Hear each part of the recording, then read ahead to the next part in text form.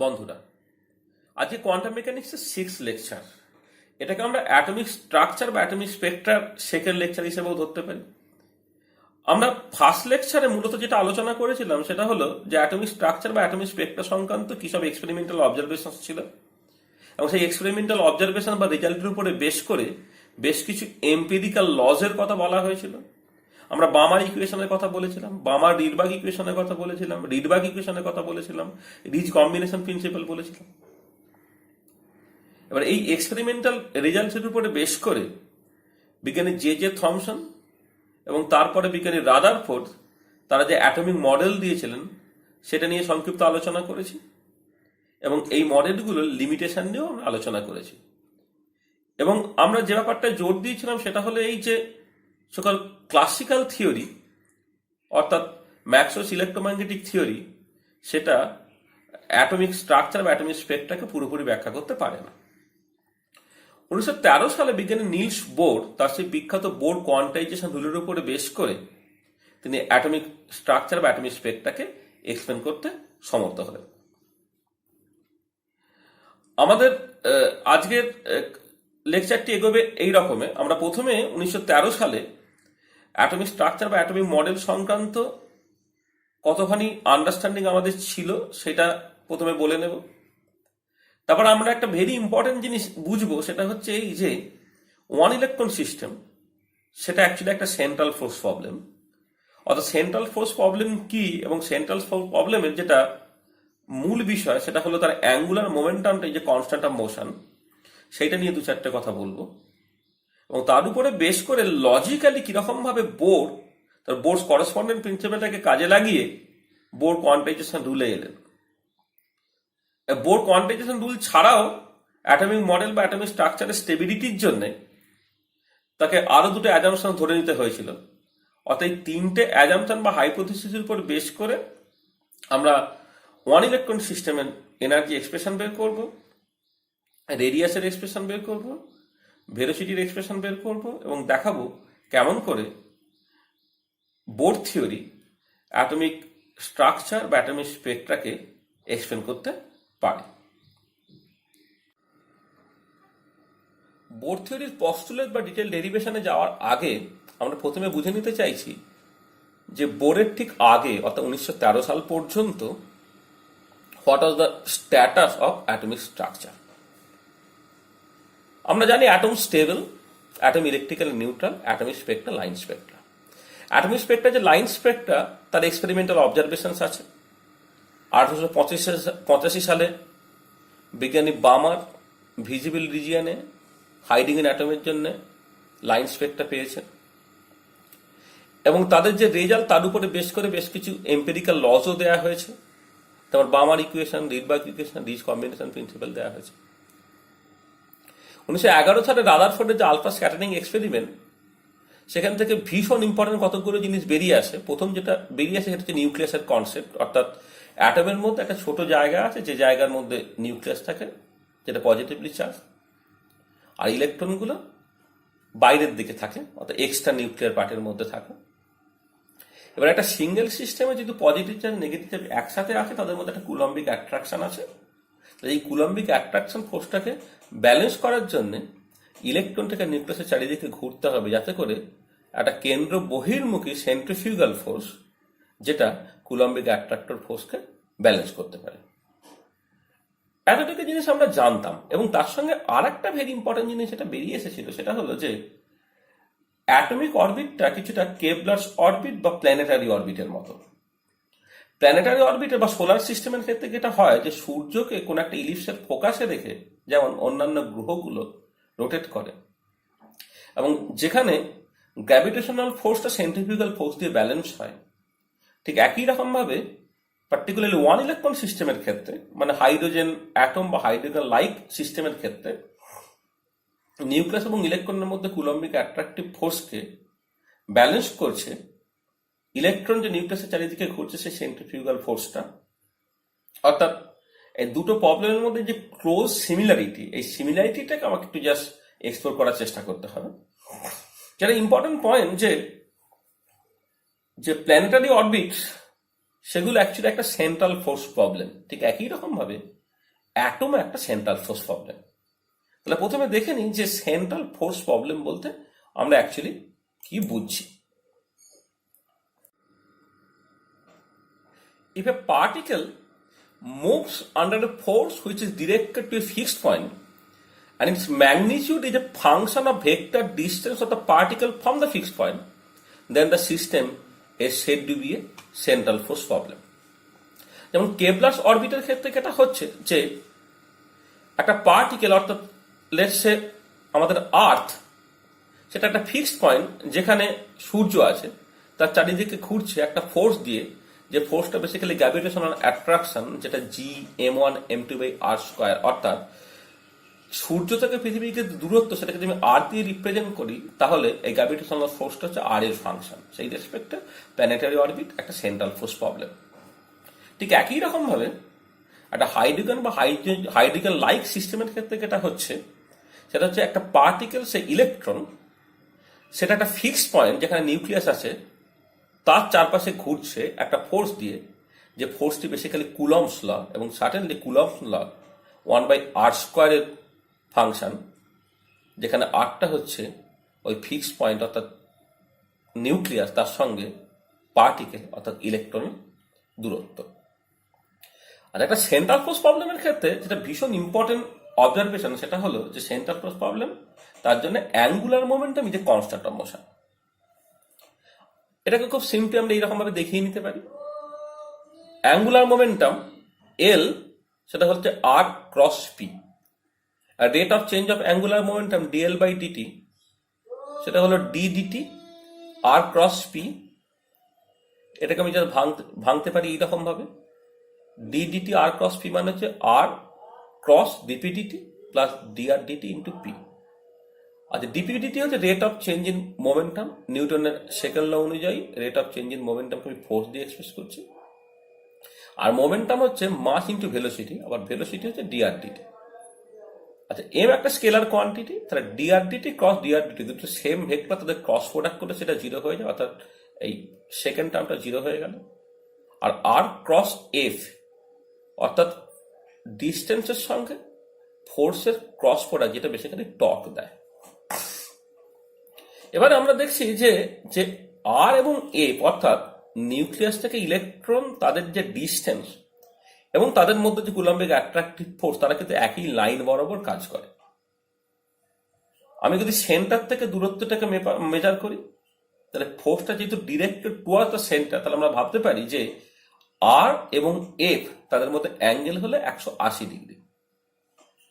এবারে R cross F ভেক্টরের cross প্রোডাক্টের রুল অনুযায়ী, সেটাকে আর এর ম্যাগনিটিউড ইন্টু এফ এর magnitude into sine of angle between R and F, এই থিটা ইজ অ্যাকচুয়ালি 180 ডিগ্রি। আর এন ক্যাপ হলো actually direction of the cross product.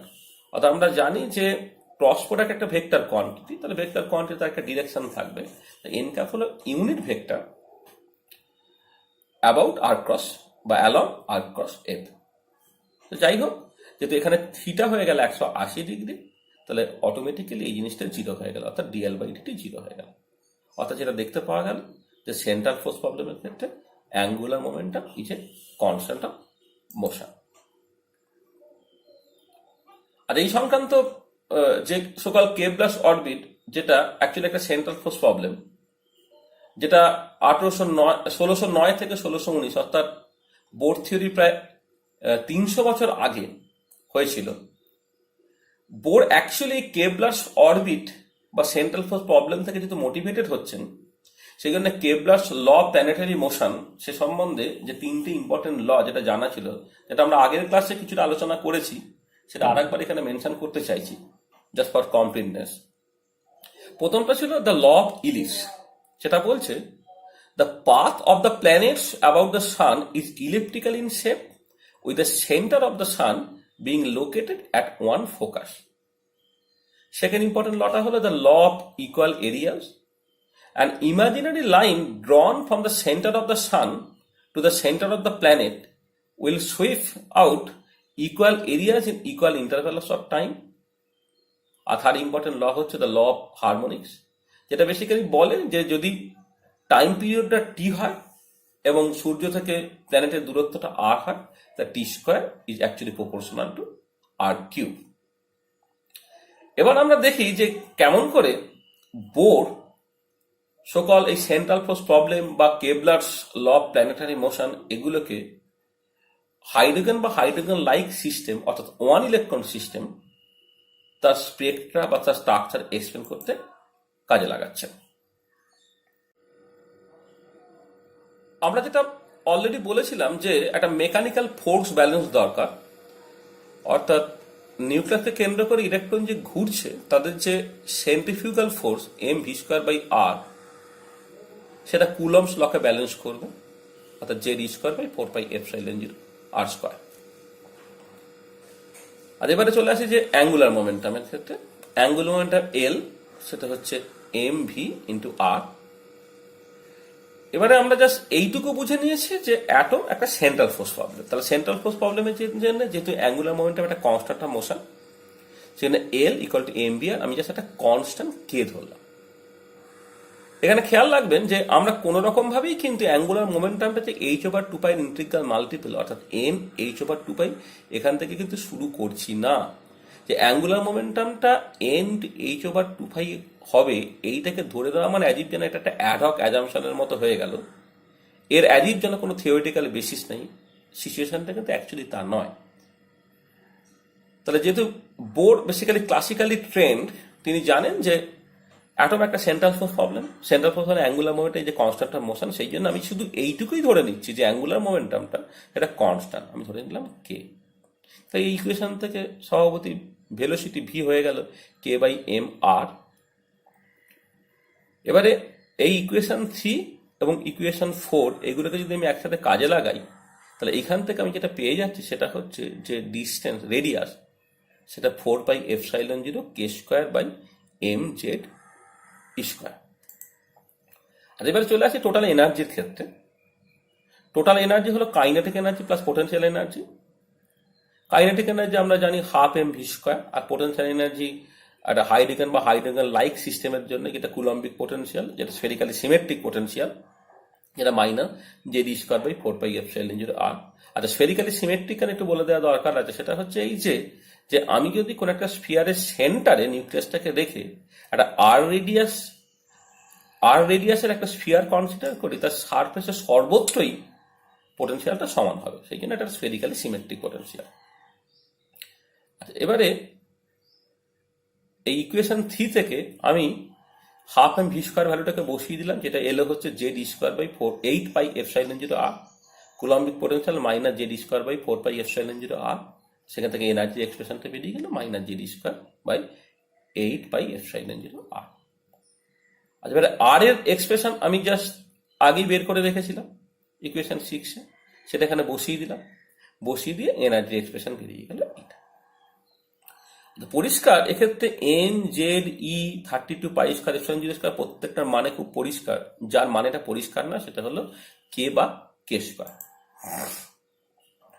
আর এবার আমরা এই যে Balmer equation, Rydberg equation, Ritz combination principle, এই যে এম্পিরিক্যাল লগুলো দেওয়া হয়েছিল, এই এম্পিরিক্যাল লগুলো থেকে একটা জিনিস খুব পরিষ্কার যে এই ট্রানজিশন ফ্রিকোয়েন্সি বলি বা ট্রানজিশন ওয়েভ নাম্বার বলি, যেগুলো আবার এনার্জির সঙ্গে প্রপোর্শনাল, সবাই কিন্তু অ্যাকচুয়ালি 1/n² এর সঙ্গে যাচ্ছে।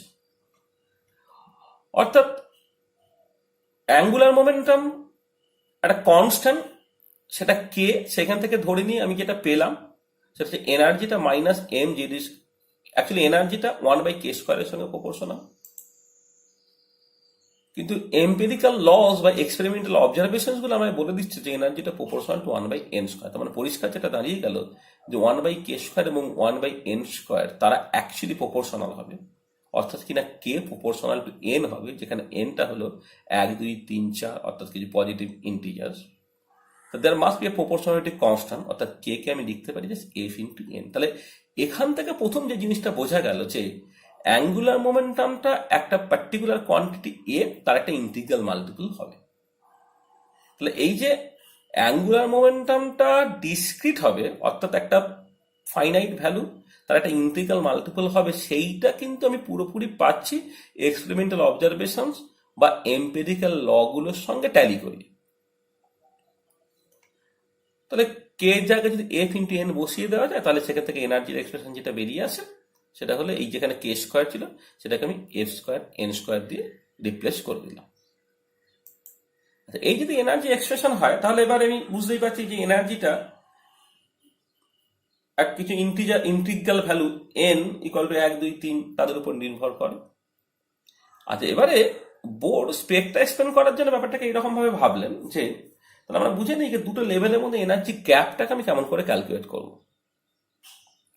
এন ওয়ান থেকে এন টু তে যদি ট্রানজিশন বা কিছু ঘটে তাহলে যে এনার্জি গ্যাপটা দাঁড়ায় সেটা just M Z square to the power 4 by 32 pi square epsilon zero square F square into 1 by N one square minus 1 by N two square, যেখানে এন ওয়ান এন টু দুটোই ইন্টিজার এবং N টুটা greater than N one.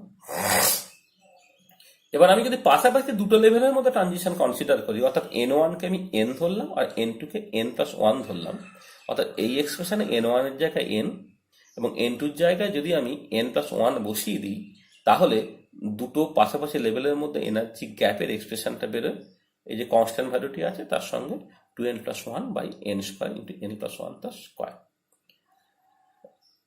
এবারে যদি electromagnetic radiation দিয়ে কোনো একটা transition ঘটাতে হয় তাহলে বিজ্ঞানী আইনস্টাইন যেটা বলেছেন যে actually light is a collection of photons is having an energy equal to H new, অর্থাৎ একটা লেভেল থেকে আরেকটা লেভেলে ট্রানজিশন যদি লাইট দিয়ে করতে হয় তাহলে আমার আইদার একটা বা দুটো বা তিনটে এই ধরনের ফোটন তাকে জাস্ট অ্যাবজর্ব করতে হবে বা এমিট করতে হবে, অর্থাৎ সেই ফোটনের এনার্জিটাকে আমি যদি এইচ নিউ ধরি সেই নিউটাই হলো অ্যাকচুয়ালি ট্রানজিশন ফ্রিকোয়েন্সি। অর্থাৎ এই প্ল্যাঙ্কের কোয়ান্টাইজেশন রুল বা আইনস্টাইনের যে ফোটনের কনসেপ্ট সেখান থেকে আমি পরিষ্কার পেয়ে যাচ্ছি যে একটা পার্টিকুলার ফ্রিকোয়েন্সি, যে ফ্রিকোয়েন্সির লাইট পেলে একটা ট্রানজিশন ঘটবে সেটাকে যদি নিউ কিউ বলি তাহলে H nu Q equal to this expression. সেখান থেকে আমি নিউ কিউ এর অর্থাৎ কোয়ান্টাম মেকানিক্যাল ফ্রিকোয়েন্সি অর্থাৎ ট্রানজিশন ফ্রিকোয়েন্সির এক্সপ্রেশন পেয়ে গেলাম। এবং এখান থেকে যেটা পরিষ্কার, যদি এন খুব বড় হয়ে যায় তাহলে 2n প্লাস ওয়ান আমি ওয়ানটাকে বাদ দিতে পারবো, আর n প্লাস ওয়ান তার স্কোয়ারের এই n প্লাস ওয়ান থেকে আমি ওয়ানটাকে বাদ দিতে পারবো। তাহলে এটাকে সিম্পলিফাই করলে যেটা দাঁড়িয়ে গেল নিউ কিউটা হচ্ছে M Z square E square by 32 pi square epsilon zero square F square H nu Q. Sorry, this should be e to the power 4. What about classical frequency? আর ক্লাসিক্যাল ফ্রিকোয়েন্সি মানে হচ্ছে যে এই যে nucleus থেকে কেন্দ্র করে ইলেকট্রনটা ঘুরছে 1 সেকেন্ডে কতবার ঘুরছে। আচ্ছা, তার যদি ভেলোসিটি ভি হয় তো তাকে একবার ঘোরা মানে 2 পাই আর লেন্থ কভার করা, অর্থাৎ ভি বাই 2 পাই আর, এইটা করলে আমি ক্লাসিক্যাল ভেলোসিটি পেয়ে যাব। আচ্ছা, এবারে যেহেতু অ্যাঙ্গুলার মোমেন্টাম এম ভি আর সেটা হচ্ছে কে, তাহলে ভিটা হচ্ছে কে বাই এম আর হয়ে গেল, সেখানে 2 পাই আর আছে। এবারে কে এর জায়গায় আমি যথাক্রমে এফ এন বসালে সেইখান থেকে আলটিমেটলি যে ক্লাসিক্যাল ফ্রিকোয়েন্সি তার এক্সপ্রেশন বেরিয়ে এলো সেটা হলো M Z square E to the power 4 by 32 pi epsilon zero square F Q N Q. তাহলে এখান থেকে একটা সমস্যা এলো। একটা হচ্ছে যে আমরা ক্লাসিক্যালি ফ্রিকোয়েন্সি যখন আলোচনা করি তখন সার্টেনলি হচ্ছে 1 সেকেন্ডে কতবার কমপ্লিট রোটেশন হচ্ছে, সেটাতে ক্লাসিক্যাল ফ্রিকোয়েন্সি নিউ ক্লাসিক্যাল পাওয়া গেল। আর quantum mechanical concept of frequency মানে হলো যে যখন ডিসক্রিট এনার্জি লেভেল থাকবে তখন দুটো লেভেলের মধ্যে এনার্জি গ্যাপকে আমি জাস্ট এইচ নিউ এর সঙ্গে সমান করব, সেখান থেকে একটা ফ্রিকোয়েন্সি পাওয়া যাবে, সেটা হলো এটা ই টু দি পাওয়ার 4 হবে। এবার এই যে দুটো ফ্রিকোয়েন্সি, সেই দুটো ফ্রিকোয়েন্সিকে একদমই আলাদা না এদের মধ্যে কিছু কানেকশন আছে? বিজ্ঞানী বোর যেটা বললেন যে কোয়ান্টাম মেকানিক্যালি ক্যালকুলেটেড রেজাল্টগুলো ক্লাসিক্যাল রেজাল্টের সঙ্গে মিলে যাবে যখন কোয়ান্টাম নাম্বারটা ভীষণ হাই হয়ে যাবে, যেটাকে বলা হচ্ছে বোরস করেসপন্ডেন্স প্রিন্সিপাল। এই করেসপন্ডেন্স প্রিন্সিপাল দেখার অনেকগুলো রাস্তা আছে, যেটা আমি কোয়ান্টাম মেকানিক্সের ফার্স্ট লেকচারে কিছু জায়গায় বলার চেষ্টা করেছিলাম, কিন্তু এই কনটেক্সটে আমাদের জাস্ট বোরস করেসপন্ডেন্স প্রিন্সিপালটা জানলেই চলবে। আমরা যেটা দেখবো যে যেমন ফর এক্সাম্পল আমি যদি ক্লাসিক্যালি দেখি তখন এনার্জি একটা continuous quantity, quantum mechanically hydrogen অ্যাটমের জন্য এনার্জি হচ্ছে ডিসক্রিট কোয়ান্টিটি। কিন্তু এটা দেখতে পাওয়া যাবে যে পাশাপাশি দুটো লেভেলের মধ্যে এনার্জি গ্যাপ আস্তে আস্তে কমতে কমতে কমতে কমতে কমতে কমতে এটা আলটিমেটলি জিরোর দিকে যাচ্ছে, অর্থাৎ এনার্জি লেভেলগুলো কন্টিনিউয়াস হয়ে যাচ্ছে যখন কোয়ান্টাম নাম্বারটা ভীষণ হাই হয়ে যাচ্ছে। এখান থেকে অ্যাকচুয়ালি একটা করেসপন্ডেন্স দেখতে পারি। কিন্তু আমরা দেখবো যে এই টাইপের যে সকল আর্গুমেন্ট যে পাশাপাশি দুটো লেভেলের মধ্যে এনার্জি গ্যাপ কমে যাওয়া মানে আলটিমেটলি বোর্স করেসপন্ডেন্ট প্রিন্সিপালের দিকে যাচ্ছে, সেটা সর্বত্র সত্যি হবে না। হারমোনিক অসিলেটরের ক্ষেত্রে সত্যি হবে না, রিজিড রোটার বা বক্স প্রবলেমের ক্ষেত্রে এগুলো সত্যি হবে না। অ্যাকচুয়ালি করেসপন্ডেন্ট প্রিন্সিপাল বুঝতে গেলে আমাকে যেটা বুঝতে হবে সেটা হচ্ছে এই যে ক্লাসিক্যাল ফ্রিকোয়েন্সি এবং কোয়ান্টাম মেকানিক্যাল ফ্রিকোয়েন্সি, দুটো ডিফারেন্ট কাইন্ড অফ ফ্রিকোয়েন্সি আমরা বললাম। কোয়ান্টাম নাম্বার যদি প্রচন্ড হাই হয়ে যায় তাহলে ক্লাসিক্যাল ফ্রিকোয়েন্সি এবং কোয়ান্টাম মেকানিক্যাল ফ্রিকোয়েন্সি এই দুটো সমান হয়ে যাবে, অর্থাৎ এন টেন্ডিং টু ইনফিনিটি লিমিটে new quantum equal to new classical হয়ে যাবে। তো সেইখান থেকে আমি just this should be equal, খেয়াল রাখবেন এটা অ্যাকচুয়ালি e⁴। তো সেইখান থেকে এই দুটো সিমিলারিটি থেকে আমি জাস্ট পরিষ্কার দেখতে পাচ্ছি এফ হয়ে গেল h/2π। অর্থাৎ কি দাঁড়ালো, আমরা প্রথমে ধরেছিলাম অ্যাঙ্গুলার মোমেন্টাম এল এমভিআর, সেটাকে কে ধরেছিলাম, সে কেটা ছিল এন ইন্টু এফ। এখন এফ এর ভ্যালু যদি h/2π বসিয়ে দিই তাহলে এটা দাঁড়িয়ে গেল angular momentum equal to N h/2π।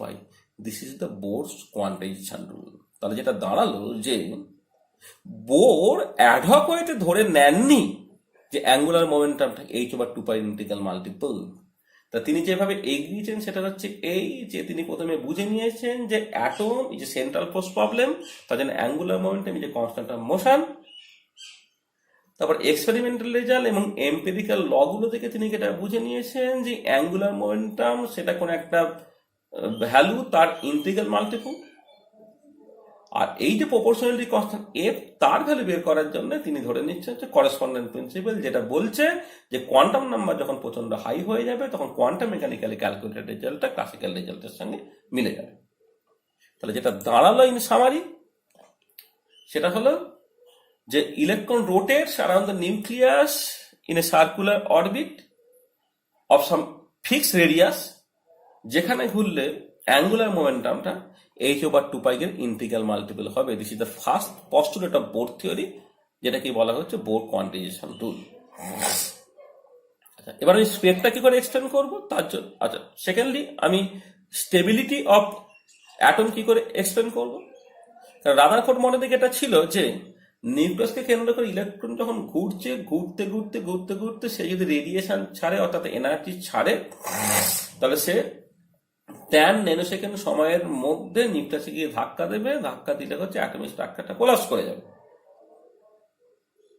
Bore এটাকে আটকাবেন, আটকানোর জন্য তিনি ধরে নিলেন যে এই অরবিট গুলো হলো স্টেশনারি অরবিট। স্টেশনারি অরবিট জিনিসটা কি, অ্যাকচুয়ালি নিউক্লিয়াসকে কেন্দ্র করে ইলেকট্রন ঘুরছে অর্থাৎ সময়ের সাথে সাথে কিছু পরিবর্তন হচ্ছে, কিন্তু ইলেকট্রনটা যখন একটা ফিক্সড অরবিটে থাকছে সেই অরবিটে থাকতে থাকতে সে কিন্তু এনার্জি নেবেও না বা এনার্জি দেবেও না।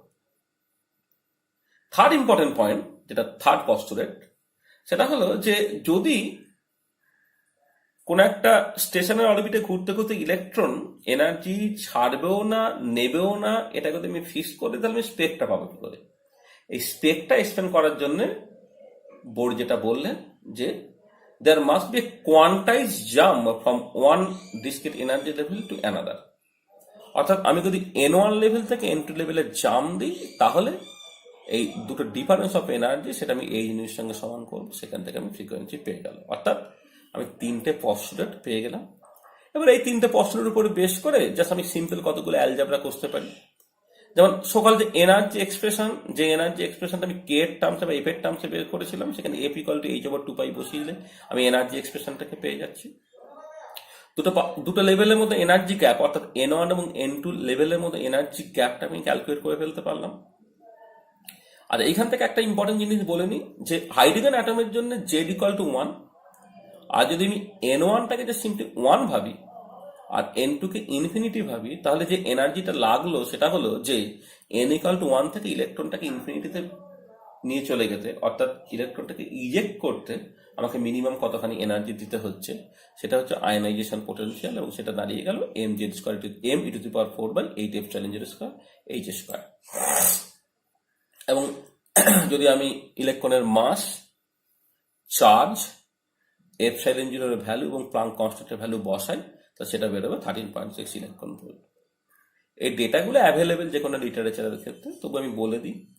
এম হলো approximately 9.11 into 10⁻31 KG. Electronic charge হচ্ছে 1.602 ইন্টু 10⁻19 কুলম। এপসাইলন 0 সেটা absolute permittivity of the vacuum, যার value 8.854187 into 10⁻12 coulomb square newton inverse metre to the power -2।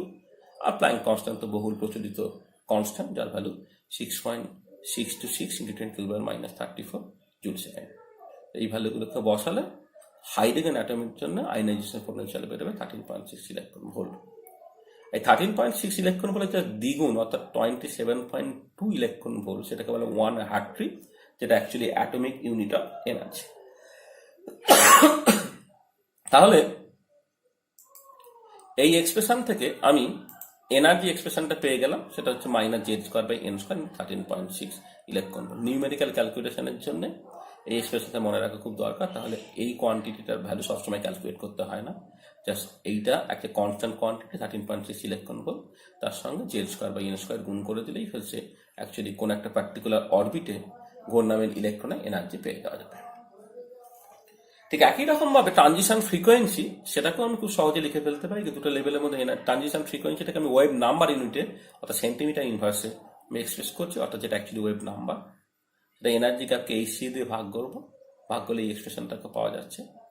আর এখন আমরা দেখতে পাচ্ছি যে m⁴/8 এপসাইলন 0² CH3 সেটা অ্যাকচুয়ালি কনস্ট্যান্ট। এই কনস্ট্যান্টটাই হচ্ছে অ্যাকচুয়ালি রিডবার্গ কনস্ট্যান্ট। অর্থাৎ হাইড্রোজেন অ্যাটমের জন্য আমার ট্রানজিশন ফ্রিকোয়েন্সিগুলোকে আমি এইরকমভাবে লিখতে পারছি, আর ইন জেনারেল অন্যান্য হাইড্রোজেন বা হাইড্রোজেন লাইক সিস্টেমের জন্য ট্রানজিশন ফ্রিকোয়েন্সির এক্সপ্রেশনটাকে এইরকমভাবে লিখতে পারা যাচ্ছে।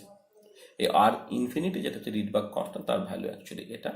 রিডবার্গ কনস্ট্যান্টটা বলার সময় একটা খেয়াল রাখবো যে অ্যাকচুয়ালি এখানে কিন্তু মাস অফ ইলেকট্রন আছে, m⁴/8 এপসাইলন 0² CH3।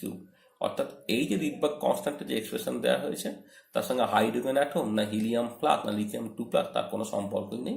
এটা অ্যাকচুয়ালি একটা ইউনিভার্সাল কনস্ট্যান্ট, যার নিউমেরিক্যাল ভ্যালু হচ্ছে এটা দাঁড়ায়। এবং আমি এখান থেকে স্পেকটা খুব সহজে এক্সপ্লেন করে ফেলতে পারছি।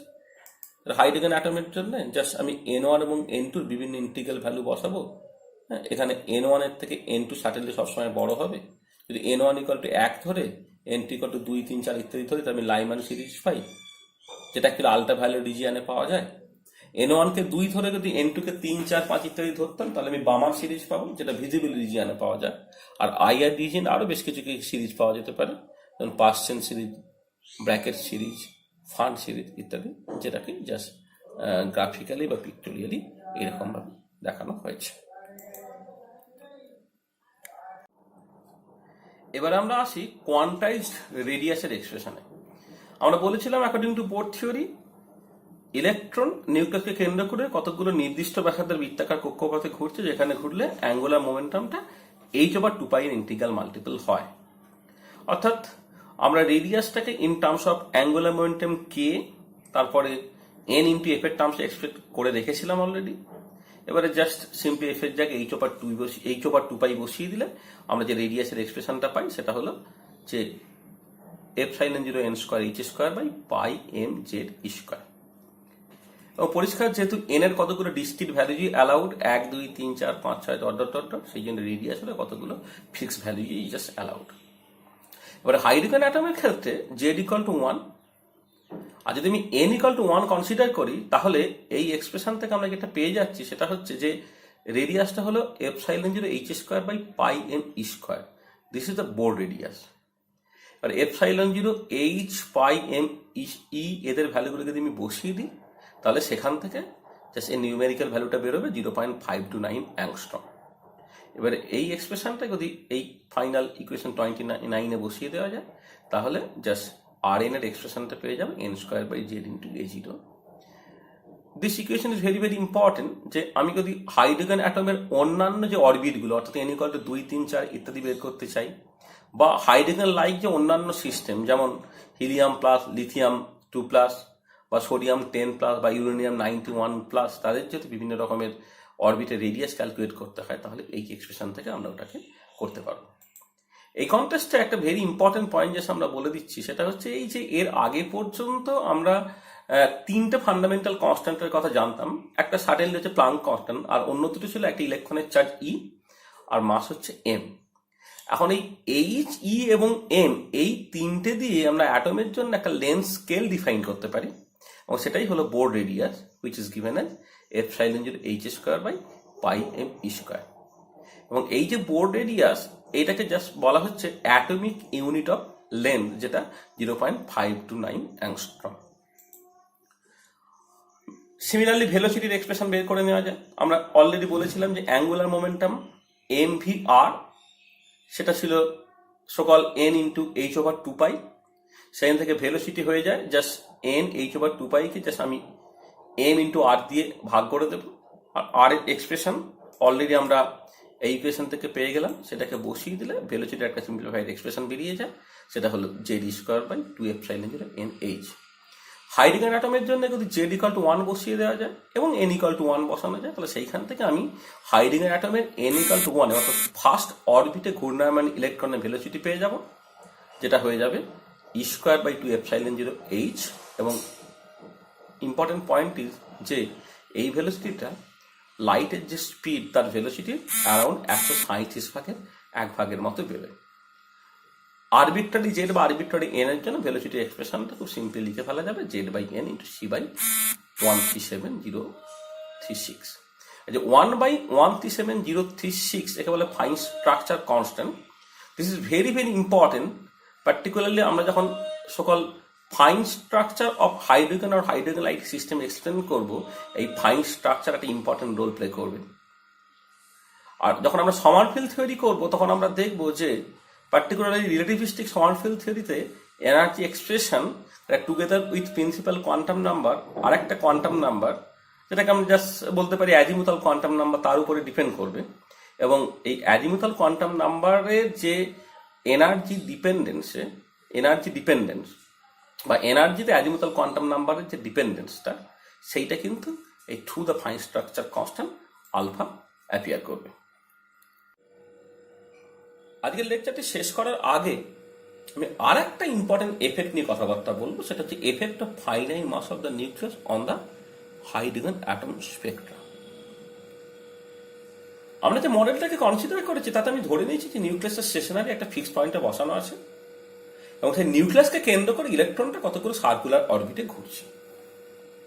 আচ্ছা, এবার কথা হচ্ছে যে নিউক্লিয়াস ইলেকট্রন তো একে অপরকে অ্যাট্রাক্ট করে বাই দ্য কুলম্বিক ফোর্স, এবং যে ফোর্সটা হচ্ছে যেমন নিউক্লিয়াসের জন্য অ্যাপ্লিকেবল তেমন সেটা ইলেকট্রনের জন্য অ্যাপ্লিকেবল। তাহলে কেনই নিউক্লিয়াসটা ফিক্সড পজিশনে থেকে ইলেকট্রনটাই ঘুরছে, কেন উল্টোটা নয়? সিমিলার এক্সাম্পল আমরা জাস্ট বলতে পারি যে যখন নিউটন আপেলটাকে পৃথিবীর দিকে পড়তে দেখলেন এবং সেইখান থেকে তিনি যখন গ্র্যাভিটির ল দিলেন, যে গ্র্যাভিটির ল বলছে যে দুটো massive body of mass m1 m2 তাদের মধ্যে ডিস্টেন্স যদি r হয় তাহলে তাদের মধ্যে একটা গ্র্যাভিটেশনাল ফোর্স অফ অ্যাট্রাকশন থাকবে, যেটা gm1 m2 by r square. এখান থেকে পরিষ্কার যে এই গ্র্যাভিটেশনাল ফোর্সটা হচ্ছে পারস্পরিক, অর্থাৎ একে অপরকে অ্যাট্রাক্ট করে। তাহলে আপেলটা পৃথিবীর দিকে চলে এলো, তাহলে পৃথিবী আপেলের দিকে গেল না কেন, যদিও দুজনের মধ্যে একই ফোর্স অফ অ্যাট্রাকশন? কারণটা কি? কারণটা নিশ্চয়ই তোমাদের বলে দিতে হবে না। কারণটা হচ্ছে পৃথিবী হচ্ছে আপেলের তুলনায় অনেক অনেক অনেক অনেক অনেক অনেক ভারী। এখানেও ঠিক মোরালেস একই রকমের সিচুয়েশন, যে নিউক্লিয়াস ইলেকট্রনিক রেসপেক্টে অনেক অনেক অনেক অনেক ভারী। এবং আমি যদি ফর দ্য টাইম বিং ধরে নিই যে নিউক্লিয়াসটা infinitely heavy with respect to electron, তাহলে আমি জাস্ট এটা ভেবে নেওয়াটা খুব স্বাভাবিক যে নিউক্লিয়াস অ্যাজ ইফ স্টেশনারি আছে এবং electron rotates around the fixed nucleus. আর এটা যদি সত্যি হয় তাহলে আমরা যে এনার্জি এক্সপ্রেশন পেয়েছি সেটা হচ্ছে এইটা। এখানে জাস্ট মাসটা হচ্ছে মাস অফ দ্য ইলেকট্রন, সেখান থেকে ট্রানজিশন ফ্রিকোয়েন্সি আমি ক্যালকুলেট করে ফেলতে পারছি, যেখানে আর ইনফিনিটি একটা রিডবার্গ কনস্ট্যান্ট, যেখানেও আছে মাস অফ দ্য ইলেকট্রন, এবং পরিষ্কার এটা একটা ইউনিভার্সাল কনস্ট্যান্ট। এবারে আমি যদি ওই ফ্রিকোয়েন্সি এক্সপ্রেশনটাকে হাইড্রোজেন অ্যাটমের বামার সিরিজ এক্সপ্লেন করতে কাজে লাগে, বামার সিরিজ আমরা জানি যে n = 3 4 5 6 7 থেকে n = 2 তে ইলেকট্রনটা নামবে। তো সেখান থেকে আমি জাস্ট এটা পেলাম যে হাইড্রোজেন অ্যাটমের বামার সিরিজ তার ফ্রিকোয়েন্সির এক্সপ্রেশন বেরোলো এইটা, আর ইনফিনিটি 1/2² - 1/n², যেখানে n 3 4 5 dot dot dot dot. আর এবারে আসে আমি হিলিয়াম প্লাস তার পিকারিং সিরিজের ক্ষেত্রে আসি। হিলিয়ামের পিকারিং সিরিজটা বেসিক্যালি হচ্ছে যে n = 6, 8, 10 ইত্যাদি থেকে n = 4 এ নেমে আসা। তাহলে আমরা যদি জাস্ট এই এক্সপ্রেশনে জেড এর জায়গায় আমি জাস্ট 2 বসিয়ে দিই, তাহলে হয়ে গেল আর ইনফিনিটি ইন্টু 4 ইন্টু 1/4² - 1/n², যেখানে nটা হলো 6, 8, 10 ডট ডট ডট ডট। এবার এই 4 এটাকে যদি আমি ব্র্যাকেটের ভেতরে পাঠিয়ে দিই, তাহলে সেটা দাঁড়িয়ে যাচ্ছে 1/2² - 1/n2, n/2 তার স্কোয়ার। n = 6 মানে n/2 = 3, n = 8 মানে n/2 = 4 অ্যান্ড সো অন। পরিষ্কার যে হাইড্রোজেন অ্যাটমের জন্য বামার সিরিজের ফ্রিকোয়েন্সি যে এক্সপ্রেশন দিয়ে যাচ্ছে, হিলিয়াম প্লাসের পিকারিং সিরিজের ফ্রিকোয়েন্সি এক্সপ্রেশনটা এক্স্যাক্টলি একই। অর্থাৎ হাইড্রোজেন অ্যাটমের বামার সিরিজ এবং হিলিয়াম প্লাসের Pickering series should be exactly identical. কিন্তু এক্সপেরিমেন্ট অন্য কথা বলে। এক্সপেরিমেন্ট বলছে যে হিলিয়াম প্লাসের পিকারিং সিরিজের ফ্রিকোয়েন্সি হাইড্রোজেনের যে বামার সিরিজ তার ফ্রিকোয়েন্সির তুলনায় বেশি হচ্ছে। এই জিনিসটা আমি কি করে এক্সপ্লেন করব? অ্যাকচুয়ালি যেটা ইম্পর্টেন্ট সেটা হচ্ছে এই যে এই আপেল এবং পৃথিবী, তাদের যদি আমি মাসের রেশিও কনসিডার করি, তাহলে যেটা আমরা দেখব যে পৃথিবী সত্যি সত্যি সত্যি সত্যি মাছ মাছ মাছ মাছ হেভিয়ার দ্যান দ্য আপেল। কিন্তু হাইড্রোজেন অ্যাটমের ক্ষেত্রে নিউক্লিয়াসটা ইলেকট্রনের তুলনায় সার্টেনলি ভারী, কিন্তু সেটাকে কোনোভাবেই ইনফাইনাইটলি হেভি বলে দেওয়া যায় না। নিউক্লিয়াসের মাস আমরা যেটা জানি, জাস্ট হাইড্রোজেন অ্যাটমের জন্য ইলেকট্রনের মাস 1836 গুণ হয়। আর এবারে যদি আমি নিউক্লিয়াসকে ফাইনাইট ধরে নিই, তাহলে নিউক্লিয়াসটাকে ফিক্স থেকে তার অ্যাবাউটে ইলেকট্রন ঘোরার কথা না। অ্যাকচুয়ালি একটা সেন্টার অফ মাস থাকবে, সেন্টার অফ মাসটা সার্টেনলি নিউক্লিয়াসের দিকে টিল্ডেড। আমি এখানে একটু ম্যানিফেস্ট করে এঁকেছি জাস্ট ছবিটা ভালো দেখতে হওয়ার জন্য, যাতে এই সেন্টার অফ মাস আছে যার অ্যাবাউটে যেমন নিউক্লিয়াস ঘুরতে পারে, এবং এই সেন্টার অফ মাসের অ্যাবাউটে যদি ইলেকট্রন ঘুরবে।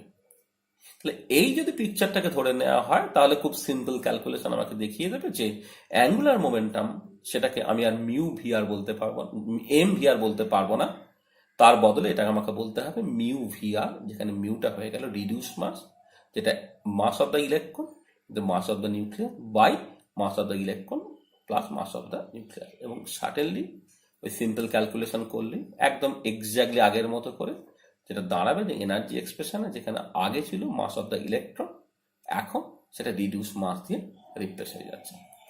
এখানে একটা কথা বলে নিই যে যদি আমি ধরে নিতাম যে সত্যি নিউক্লিয়াসের মাসটা ইনফাইনাইটলি হেভি, তাহলে এনই প্লাস এম এন এর এমিটাকে আমি নেগলেক্ট করতাম, তাহলে এম এন কেটে গিয়ে রিডিউস মাসটা মাস অফ দ্য ইলেকট্রনের সঙ্গে এক্স্যাক্টলি সমান হয়ে যেত। কিন্তু আনফর্চুনেটলি নিউক্লিয়াসের মাসটা ইলেকট্রনের মাসের তুলনায় ইনফাইনাইটলি হেভি নয়। এবার যদি আমি হাইড্রোজেন অ্যাটমের ক্ষেত্রে দেখি, তাহলে তার ক্ষেত্রে রিডিউস মাস যা হবে, হিলিয়ামের রিডিউস মাস আলাদা হবে, কারণ এখানে এই মাস অফ দ্য ইলেকট্রন বা mass of the hydrogen nucleus সেটা 1836। আর হিলিয়ামের ক্ষেত্রে, হিলিয়ামের আমি জানি দুটো প্রোটন থাকে, দুটো নিউট্রন থাকে, অর্থাৎ হিলিয়ামের নিউক্লিয়াস সেটা হাইড্রোজেনের নিউক্লিয়াসের তুলনায় 4 টাইমস বেশি। তার মানে পরিষ্কার যেটা বোঝা গেল যে যে এই দুটো এক্সপ্রেশন থেকে যে হাইড্রোজেনের রিডিউস মাস অ্যাকচুয়ালি কম, হিলিয়ামের রিডিউস মাস কিন্তু অ্যাকচুয়ালি বেশি। এবার আমি যদি হাইড্রোজেনের বামার সিরিজে এই এক্সপ্রেশনটাকে কাজে লাগাই, তাহলে ইনস্টেড অফ আর ইনফিনিটি আমি অ্যাকচুয়ালি যেটা পাবো আর এইচ 1/2² - 1/n², যেখানে আর এইচটা হচ্ছে হাইড্রোজেনের জন্য স্পেসিফিক রিডবার্গ কনস্ট্যান্ট, যেটা R infinity into 1/1 plus mass of the electron বা mass of hydrogen.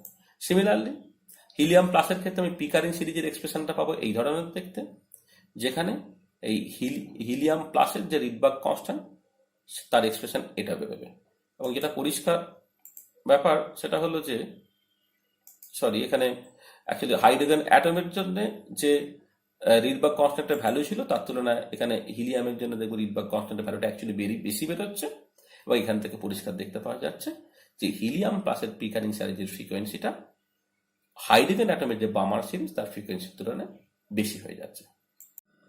The effect of finite mass of the nucleus in the Bohr theory as well as in the experimental spectra is very important for the discovery of heavy hydrogen.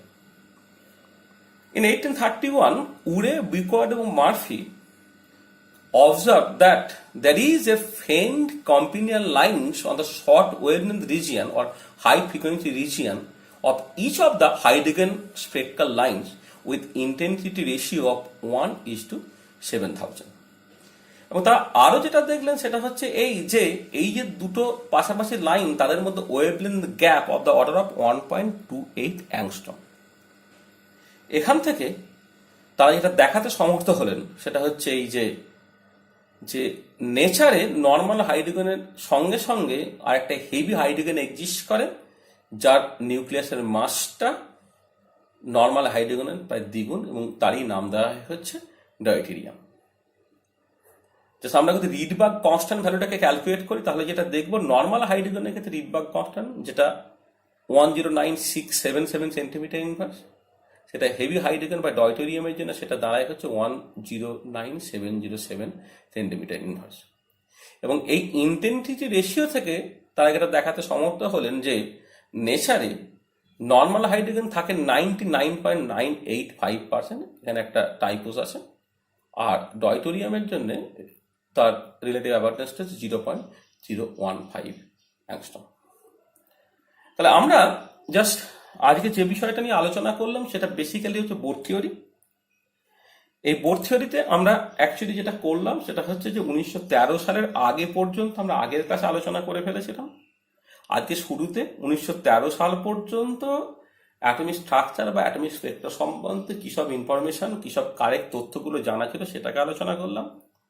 তারপরে logically কেমন করে bore quantisation রুলটা এলো, বোরের যে তিনটে postulate সেগুলোকে আলোচনা করে standard যে বোর থিওরি, সেখান থেকে কি করে এনার্জি এক্সপ্রেশন, কি করে রেডিয়াসের এক্সপ্রেশন এবং কি করে ভেলোসিটির এক্সপ্রেশন আসে সেগুলোকে বলা, এবং এগুলোকে খুব ক্লোজ ফর্মে আমরা এক্সপ্রেস করেছি কারণ এটা খুব important for the numerical calculation আর নিউমেরিক্যাল প্রবলেম। ফাইনালি আমরা যেটা আলোচনা করলাম সেটা হচ্ছে একটা এক্সটেন্ডেড বোর থিওরি, অর্থাৎ জাস্ট যদি নিউক্লিয়াসটাকে ইনফাইনাইটলি হেভি না ধরে নিয়ে নিউক্লিয়াসের মাসটা ফাইনাইট ধরে নেওয়া হয় তাহলে বোর থিওরির এনার্জি এক্সপ্রেশন বা এক্সপেরিমেন্টাল স্পেক্ট্রাতে কোথায় কি ডিফারেন্স আমরা দেখতে পাবো। তাহলে Bohr theory can successfully explain the atomic line spectra of hydrogen like system. এবং এখান থেকে যে ইলেকট্রনিক এনার্জি ডিসক্রিট বা কোয়ান্টাইট সেটা বেরিয়ে এলো। এবং 1914 সালে বিজ্ঞানী ফ্র্যাঙ্ক এবং হার্জ ভীষণ ইম্পর্টেন্ট একটা এক্সপেরিমেন্ট করে জাস্ট দেখাতে পেরেছিলেন যে হ্যাঁ ইলেকট্রনিক এনার্জি সত্যি ডিসক্রিট আর কোয়ান্টাইজ। আর বোরের এই যে রেভলিউশনারি একটা অ্যাজাম্পশন বা রেভলিউশনারি তার যে কোয়ান্টাইজেশন রুল, যেটা কোয়ান্টাম মেকানিক্সে অ্যাডভান্সমেন্টের জন্য তো ভীষণ ভীষণ ইম্পর্টেন্ট বটেই, অ্যাট দ্য সেম টাইম হচ্ছে যে অ্যাটমিক স্ট্রাকচার অ্যাটমিক স্পেক্ট্রার জন্য একটা যুগান্তকারী ঘটনা। 1922 সালে বোরকে নোবেল পুরস্কার দিয়ে সম্মানিত করা হয়েছে তার সেই রেভলিউশনারি আবিষ্কারের জন্য। কিন্তু অ্যাট দ্য সেম টাইম যেটা মাথায় রাখতে হবে যে লাইফ কিন্তু এখানে থেমে থাকবে না, অর্থাৎ বোর থিওরি আলটিমেট নয়। আমরা জাস্ট নেক্সট কয়েকটা ক্লাস অনওয়ার্ডস আমরা যে সেটা দেখাবো যে Bohr theory has many many many limitations, এবং সেই লিমিটেশনসগুলোকে আমরা জাস্ট সিম্পলি ওভারকাম করে একটা শুধু হাইড্রোজেন বা হাইড্রোজেন লাইক ওয়ান ইলেকট্রন সিস্টেমের কেন মেনি ইলেকট্রন সিস্টেমের ক্ষেত্রে তার স্পেকটা কেমন করে এক্সটেন্ড করতে হয় সেদিকে যেমন যাওয়া হবে। অ্যাট দ্য সেম টাইম হচ্ছে যে বোর থিওরি সেটা তার ক্ষেত্রে কোনো এক্সটার্নাল ইলেকট্রিক বা ম্যাগনেটিক ফিল্ড ইত্যাদি কোনো এফেক্ট নেই, কিন্তু যদি আমরা এক্সটার্নাল ইলেকট্রিক ফিল্ড দিই তাহলে স্পেকটা কেমন করে বিহেভ করবে সেখান থেকে স্টার্ক এফেক্ট আলোচনা করা। যদি আমি বাইরে থেকে যদি কোনো একটা ম্যাগনেটিক ফিল্ড দিই তাহলে সেখান থেকে সকল জিম্যান এফেক্ট আলোচনা করা। বোর থিওরিতে সকল ইলেকট্রন স্পিনের কোনো এক্সিস্টেন্সের কথা বলা হয়নি। ইলেকট্রনের স্পিন আসবে 1921 সালে আমাদের স্টার্ন গার্লাক এক্সপেরিমেন্টের থ্রু দিয়ে। যদি স্পিন যদি চলে আসে তাহলে সেখান থেকে আরো বেশ কিছু সমস্যা আস্তে আস্তে আসবে। সেখান থেকে আমরা জাস্ট অ্যালকালি মেটাল ডাবলেটস বা হ্যালোজেনের যে ডাবলেটস এগুলোকে আলোচনা করার চেষ্টা করব। সেখান থেকে অ্যানামালাস জিমান এফেক্ট আসবে, পার্সেন্ট এফেক্ট আসবে, কিন্তু এগুলো ঠিক আছে আস্তে আস্তে পরে হবে। কিন্তু আমরা জাস্ট ইমিডিয়েটলি নেক্সট ক্লাসে যে জিনিসটা আলোচনা করতে চাইছি সেটা হচ্ছে বোর থিওরির সঙ্গে প্রায় গা ঘেঁষাঘেঁষি করে চলে, সেটা হচ্ছে সমারফিল্ড থিওরি। অর্থাৎ আমরা প্রথমে উইলসন সমারফিল্ড কোয়ান্টাইজেশন রুল সেটাকে এক্সপ্লেন করে সমারফিল্ড কেমন করে বোর থিওরিকে মডিফাই করেছিল। অর্থাৎ বোর থিওরিতে যেটা ধরে নেওয়া হয়েছিল যে অরবিটগুলো সব সার্কুলার এবং সেই মতো করে যেটা স্পেক্ট্রা পেয়েছেন, কিন্তু সমারফিল্ড থিওরি থেকে এটা দেখতে পাবো যে না, অ্যাটমিক অরবিটস আর ইন জেনারেল ইলেকট্রিক্যাল, এবং সেইখান থেকে জাস্ট কেমন করে ফাইন স্ট্রাকচার এক্সপ্লেন করা যাচ্ছে। তো আজকে আমরা এখানেই রাখলাম।